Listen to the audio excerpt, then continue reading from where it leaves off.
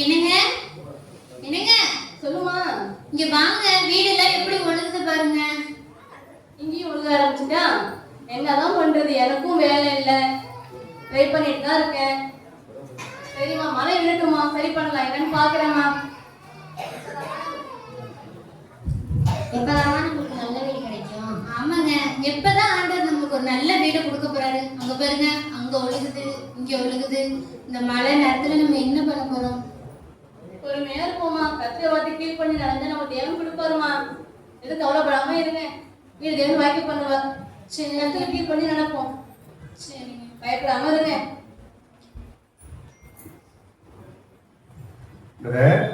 வாங்க பிரதர், நல்லா இருக்கீங்களா? Pressure brother. நல்லா இருக்கீங்களா? நல்லா இருக்கும் பிரதர். நல்லா இருக்கீங்களாம்மா? தம்பி நல்லா இருக்கீங்களா? சரிம்மா. என்ன இவ்வளவு மார்க்கெட் இருக்கு, இந்த வீடு இவ்வளவு ஒளிவு இருக்கு, இந்த வீட்டுல தங்கிடுறீங்களா?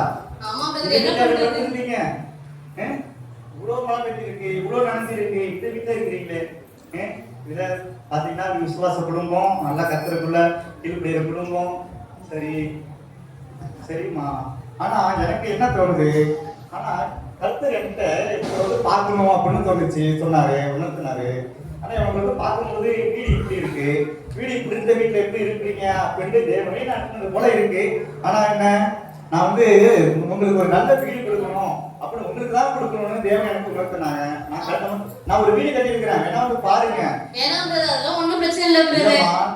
ஒருத்தனை பண்ணின பெண்கள் யோசிக்கிறதும் தசமா கொடுக்கணுமா கொடுக்காம இருக்கணுமாங்கிறத யோசிக்கிறது பாவம். நான் வந்து நல்ல ஒரு விசுவாசத்துக்கு ஒரு வீடு கொடுக்கணும் அப்படின்னு நான் ஒரு பொருத்தனை பண்ணியிருக்கிறேன். அந்த பொருத்தனை நிறைவேற்றாம போனா அது எனக்கு பாவம் இல்லையா? நான் அப்படி ஒரு பொருத்தனை பண்ணியிருக்கிறேம்மா. நீங்க வந்து நான் கட்டியிருக்கிற வீட்டை வந்து பாருங்க, அந்த வீட்டை வந்து பாருங்க, வாங்க போய் பார்க்கலாம் வீட்டை. வேணாம் வந்து சொல்லாதீங்க. இல்ல, நான் சொன்னது என்னோட பொருத்தனை நான் நிறைவேற்றிருக்கேன். நீங்க வந்து பாருங்க, வீட்டை வந்து பாருங்க. வாங்க வாங்க போ. சரி வாங்க, பார்த்து வந்துடலாம் வீட்டை போயிட்டு. இதுதான் நான் கட்டிருக்கிற வீடு. இந்த வீடு நல்லா தான் பாருங்க. இந்த வீடு நல்லா தான் இல்ல, இந்த வீடு உங்களுக்கு தான். இந்த வீட்டுல நீங்க இருங்க. இந்த வீடு எப்பொழுதும் மகிமையான வீடு. நான் எப்பொழுது ப்ரேயர் பண்ற வீடு. இந்த வீட்டுல நல்ல துதி சத்தமும் ஆராதனை சத்தமும் பாட சத்தமும் தான் கேட்கணும். இந்த வீட்டுல நீங்க கர்த்தருக்குள்ள இருக்கணும். இந்த கர்த்தருக்குள்ள இந்த வீட்டுல இருக்காம, இந்த கர்த்தரை விட்டு விலகாம, மாம்ச இச்சைகளுக்கு கிரியைகளுக்கு இடம் கொடுக்காம இந்த வீட்டுல மகிமையோடு இருந்தீங்கன்னா தேவ பிரசன்னத்தை உங்களோட இருக்கும். இன்னும் தேவன் உங்களை உயர்த்துவார். இந்த வீட்டுல சந்தோஷமா இருக்கு. ரொம்ப நன்றி பிரதர். சரிம்மா, வரமா. ஓகே பிரதர், வரமா. பாத்து போங்க பிரதர். வீடு சூப்பரா இருக்குமா. ஆமாங்க, நம்ம ஜோம் பண்ண மாதிரி ஆண்டவர் நல்ல வீடு நமக்கு கொடுத்துருக்காரு. நான் தான் சொன்னேன் பாத்தியா, நம்ம பொறுமையா இருந்தா தேவன் வீட்டை வாய்க்கு பண்ணுவான்னு சொன்னேன்ல, தேவன் வாய்க்கு பண்ணியிருக்காரு பாத்தியா. என்ன ஒரே ஒரு குறை, உங்களுக்கு நிரந்தரமான ஒரு நல்ல வேலை கிடைச்சா போதுங்க. அதுக்கப்புறம் ஜெபம் பண்ணுமா. வீட்டையும் கொடுத்துட்டாரு, வேலையும் அவரே கொடுப்பாரு. பயப்படாம இருப்போம். சரிம்மா, நான் வெளில போயிட்டு வந்துடுறேன். சரிங்க.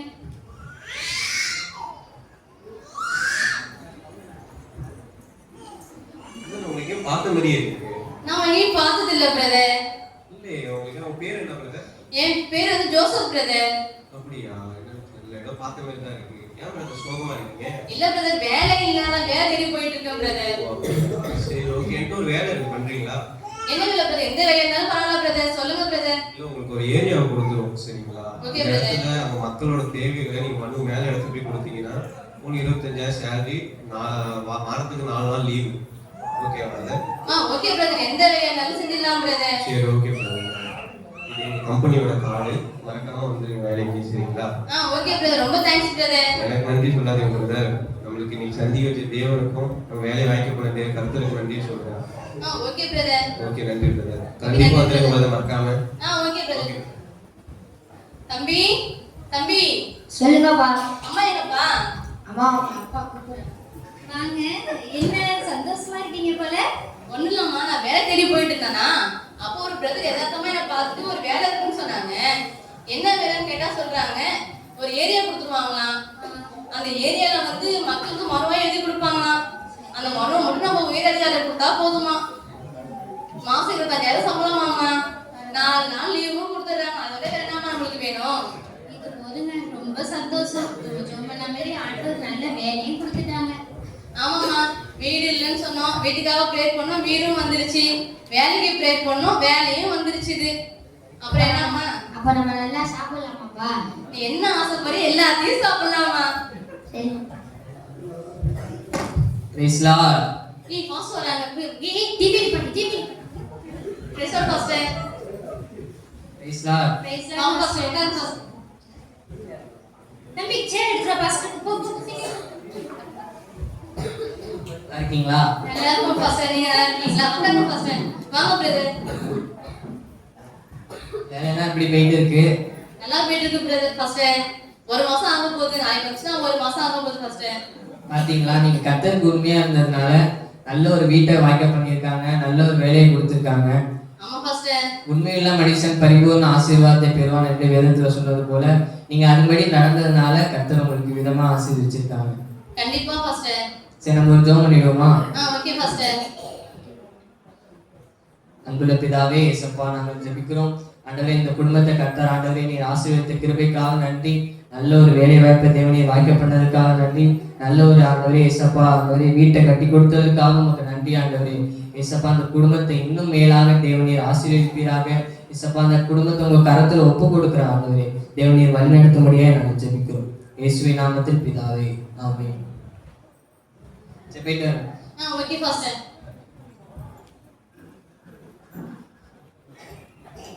சரிம்மா, நான் வேலைக்கு போயிட்டு வந்துடுறேன். சரிங்க. நேத்தே பாஸ்டர் வந்துட்டு போயிட்டாங்க. ஜெபம் பண்ணாம மாதிரி 25,000 சம்பளமும் வந்துட்டு. சரி, வீட்டுக்கு எடுத்துட்டு போவோம். பவுலி, வாங்க. என்னம்மா சம்பளம்? 25,000 சம்பளம் இருக்குமா?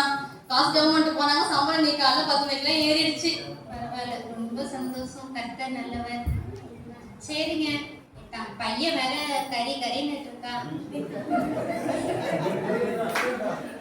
பையன் வேற கறின்னு கேட்டுட்டு இருக்கான். ஒரு 2 கிலோ கறி எடுத்துருவாங்க. மட்டனா எடுத்துட்டு வாங்க, அவனுக்கு ரொம்ப பிடிக்கும். சரி ஓகேம்மா. சீக்கிரம் வந்துருங்க. சரி ஓகேம்மா.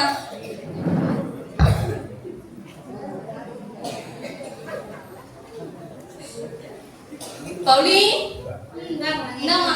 2 கிலோ கறி இருக்குது. அவன் விருப்பம் போற அப்படியே சமைச்சு கொடு. சரிங்க. சரி, நான் வேலைக்கு போயிட்டு வரேம்மா. சரிங்க.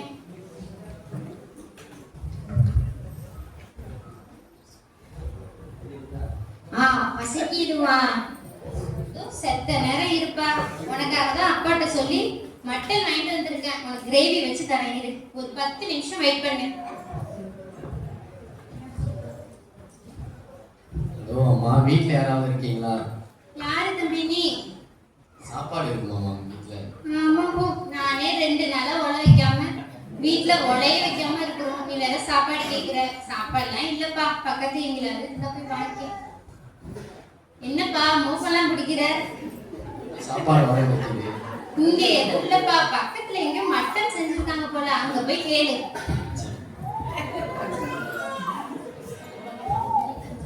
என்னம்மா கறி சமைச்சிருக்கீங்க இல்லைன்னு?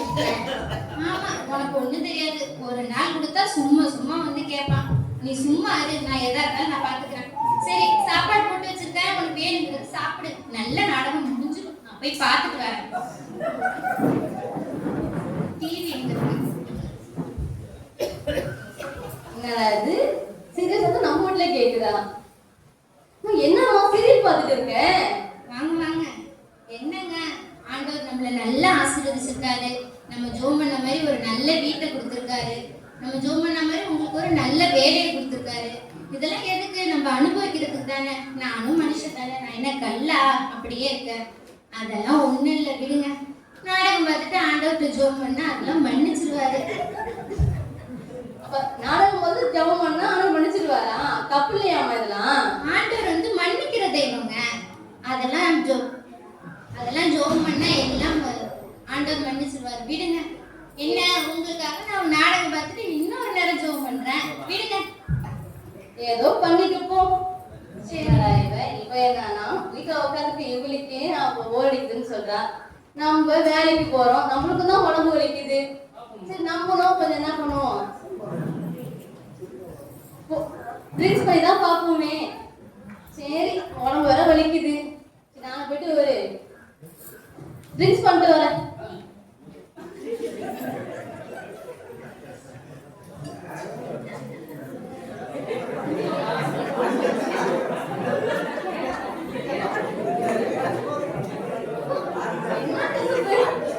நல்லாதான் இருக்கு. என்ன பண்றது? இதெல்லாம் எப்படி குடிக்காம தெரியல. பரவாயில்ல, எதுவும் நல்லா இருக்கு, டேஸ்டா தான் இருக்கு.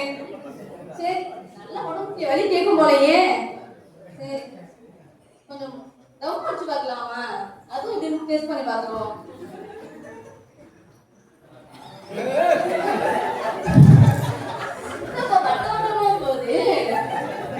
அதுக்காக நடிக்கிறாங்களோ? எத்தனை வருஷம் நம்ம வேஸ்ட் பண்ணிட்டோமே, இத்தனை வருஷம் வேஸ்ட் பண்ணியிருக்கோம். இது தெரியாம உடம்பு வலியும் கேக்குது, மனசு உள்ள பாரமும் குறையுது. என்ன சுகம்?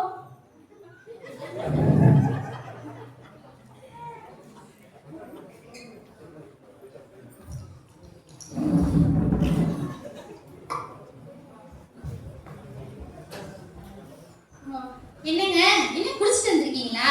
ஆமாமா, இன்னைக்கு ரொம்ப டயர்டுமா, அதான் என்ன பண்ண தெரியல. சும்மா லைட்டா தான் தண்ணி அடிச்சேன். இதுல என்ன பழக்கம்? எப்பயில இருந்து ஆரம்பிச்சீங்க நீங்க? நீ தான் ஜாப் பண்ணிட்டு சீரியல் பாக்குற, நான் பண்ணா மட்டும் தப்பா? ஏதோ ஒரு நாள் எப்போதும் அடிக்கிறோம், ஏதோ ஒரு நாள் அடிக்கிறேன். சரி சரி, இதுக்கு நீங்க அடிமையா இல்லாம எப்பயாவது வச்சுட்டா ரைட்டு தான். போங்க போய் படுங்க, ஜோம் பண்ணிட்டு படுங்க. ஆண்டவர்கிட்ட மன்னிப்பு கேளுங்க ஃபர்ஸ்ட். போங்க. சரிம்மா சரிம்மா, அதை நான் பாத்துக்கிறேன்.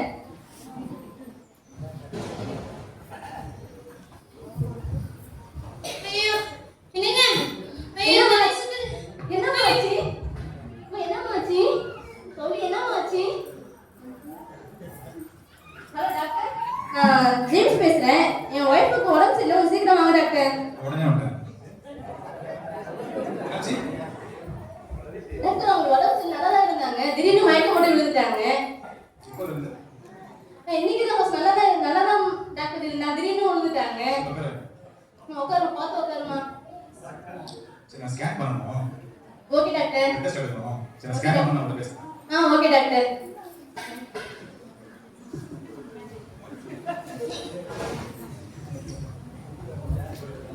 Oh shit. முட்டை நான் பேசுறேன். சொல்லுங்க டாக்டர். அவங்களுக்கு கரெக்டா இருக்காங்களா? அதான் யாரும் இல்லை டாக்டர், அதுக்காக தனியாக சொல்லி வச்சிருக்கேன் டாக்டர். அதாவது அம்மா. யாருமே இல்லை டாக்டர், நானே பொண்ணாட்டியும் என் 3 பேர் டாக்டர் இருக்கோம். அவங்க மாத்தினாரு? யாருமே இல்லை டாக்டர். ஏன் டாக்டர் இதெல்லாம் கேட்குறீங்க? இல்ல, அவங்க மூளையில கட்டி வந்திருக்கு. மூளையில கட்டியா? என்ன டாக்டர் சொல்றீங்க? ஏதோ அவங்க தனியா பர்சனலா இருக்கும். ஒன்றும் இல்லை டாக்டர், எப்போ சீரியல் பார்ப்பாங்க. ஆனா பார்த்தாங்களா? ஆமா டாக்டர். ஓ, இது போதுமே. இந்த இவ்வளவு பெரிய பிரச்சனை காரணமே அந்த மூளையில உள்ள கட்டி தான். சரிங்களா?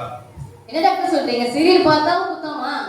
ஆமா, இப்போ நாடகம் பார்க்கறதுனால தான் இப்போ நிறைய குடும்பங்கள் சண்டையா, பல வீட்டுல சண்டை நடக்குது. அதான் பிரச்சனையே.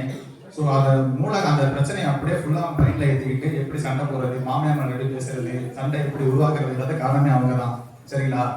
ஸோ இதுக்கு இப்போதைக்கு நான் டேப்லெட் எழுதி தரேன். Okay doctor. ஸோ நீங்க டேப்லெட். சரி okay doctor. Okay, thank you. Thank you doctor. Thank you. நான் அப்பவே சொன்னேனேம்மா, சீரியல் பார்க்காதன்னு சொன்னேன். என் பேச்சை கேட்டியா? என்னங்க கட்டி வர அளவுக்கு ஆயிடுச்சு, என்ன பண்ண போறேன்? கட்டியா? ஐயோ சரி விடுங்க. எப்போதும் 6 மணி நேரம் நாடகம் பார்ப்பேன், இப்போ 1 மணி நேரம் பார்த்துக்கிறேங்க. இப்பயும் திருந்த போறதுல ஏதாவது பண்ணிட்டு போ.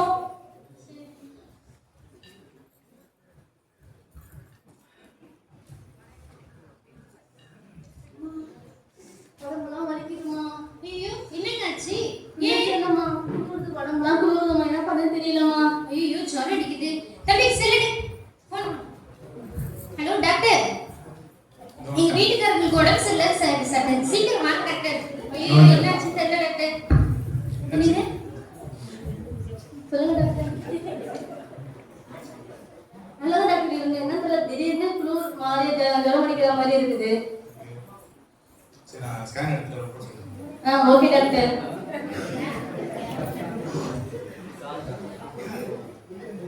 உங்களுக்கு வந்து 2 கிட்டுமே கையில அடிச்சாங்க. என்ன டாக்டர் சொல்றீங்க? சரக்கு அடிப்பீங்களா? எப்பயாவது டாக்டர் அடிப்பேன், எப்போதுதான் இல்ல டாக்டர். நீங்க 1 டைம் பண்ணாலும் 10 டைம் பண்ணாலும் அடிச்சதுதான். சரிங்களா? Okay doctor. 2 கிட்னி போட்ட காரணமே சரக்கு அடிச்சதுதான். சரிங்களா? இப்போ வந்து நம்ம டிஸ்ட்ரிக்ட்ல தான் பண்ண முடியாது. நீங்க பண்ணணும்னா ராஜீவ் காந்தி ஹாஸ்பிட்டல் நீங்க சென்னையில பண்ண முடியும். இப்போதைக்கு நாங்கள் டேப்லெட் பண்ணி எழுதுறோம். ரொம்ப சிரமமாகுமா டாக்டர்? அது நீங்க அதான் கவர்மெண்ட் ஹாஸ்பிட்டல் போகணும். சரிங்களா? Okay doctor. போய் டேப்லெட் எழுதுறேன். Okay doctor. போடுவோம். தேங்க்யூ. Thank you doctor. நான் அப்பவே சொன்னேன்னு சரக்கு அடிக்காதீங்கன்னு. இப்ப பாருங்க எந்த நிலைமைக்கு நம்ம வந்துட்டோம் பாருங்க. இதுல என்ன காரணம்? தேவனுடைய கோபம் தாமா காரணம். வீட்டை கொடுத்தாங்க, வேலையை கொடுத்தாங்க, நம்ம அது உண்மையா இருந்தோமா? இல்ல. என்னதான் ஆண்டவருடைய கோபம் தான் நம்ம மேல வந்தது போல. இதுக்கு என்ன ஆச்சு நான் சொல்லட்டுமா? நீங்க நாடகம் பார்த்தீங்க, நீங்க ட்ரிங்க்ஸ் அடிச்சீங்க, அதனாலதான் உங்களுக்கு இப்படி ஆனிச்சு. ஆமாம்மா, அவன் சொல்றது என்னமோ உண்மைதான். வீடை கொடுத்து என்ன பண்றது? வீட்டை கொடுத்து நம்ம 50 வயசுக்கு தான் வாழ்ந்துட்டோமே தவிர தேவனுடைய மகிமைக்காக நம்ம எதுவுமே வாழல. ஏசப்பா எதுக்காக அந்த பூமியில பிறந்தாங்க? நம்மளுடைய பாவத்தை மன்னிக்கிறதுக்காக தான் பிறந்தாங்க. நம்மளுக்காக பிறந்த அவரை நம்ம துதிக்காம என்ன பண்ணி நம்ம மறந்து நம்ம சுயேட்சைக்காக நம்ம வாழ்ந்ததுனாலதான் நமக்கு இவ்வளவு பெரிய கோபம், இவ்வளவு பெரிய தண்டனை வந்துருச்சுது. அது உண்மைதாங்க. நானே அன்னைக்கு ஒரு பையன் வந்தான், சாப்பாடு கேட்டான். நான் இருந்தும் இல்லைன்னு சொல்லிட்டேங்க. ஆண்டவர் நம்மளுக்கு கொடுத்தாரு, நம்ம மத்தவங்களுக்கு கொடுக்காம இருந்துட்டோங்க. ஆண்டவர் தாங்க நம்மள மன்னிக்கணும். வாங்க நம்ம ஜெபம் பண்ணிடுவோங்க. முதல்ல ஆண்டவர்கிட்ட மன்னிப்பு கேட்டுடுவோம். தம்பி ஜெபம் பண்ணிடும் தம்பி. நம்ம பண்ண செஞ்ச தப்புக்காக மன்னிப்பு கேட்டுட்டு சரிங்க. உங்களை பிதாவே உமக்கு ஸ்தோத்திரம் ராஜா. நாங்கள் செய்த குற்றங்கள் குறைகளை தேவன் மன்னித்து தகப்ப நீர் எனக்காக பிறந்தது என்பதை நாங்கள் மறந்து ஒரு விஷயம் தகப்பை நம்ம செய்த பாவத்துக்காக எங்களை மன்னிப்பீராக. நாங்கள் மீண்டும் இப்படி இடாதபடிக்கு என் தேவனே எங்களை ஒரு விஷயம் உயிர்ப்பித்து ரசிப்பீராக. இயேசு மூலம் ஜெபிக்கும் நல்ல பிதாவே, ஆமென்.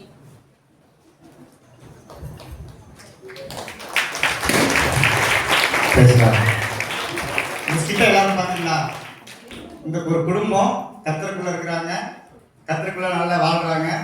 அவங்களுக்கு தேவன் வீடு கொடுக்குறாங்க, வேலை கொடுக்குறாங்க, ஆசீர்வதிக்கிறாங்க.